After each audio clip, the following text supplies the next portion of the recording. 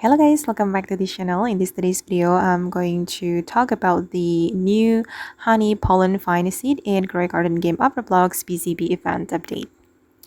Okay, let's get into it guys. First of all, if you want to get the seed, you need to go to the Honey seed shop. And this is new transcendent seed in this update. Okay, I'm going to scroll down, all right, and you will find the Honey Pollenvine, but it's pretty rare guys.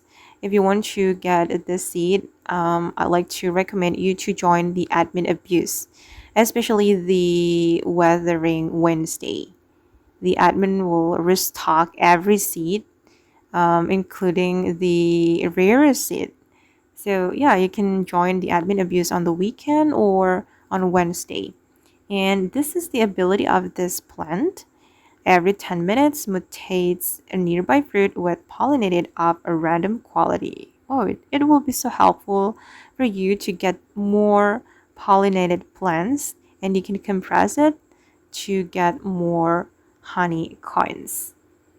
Okay, I hope in the admin abuse next day I'll get this pollenvine, honey pollenvine.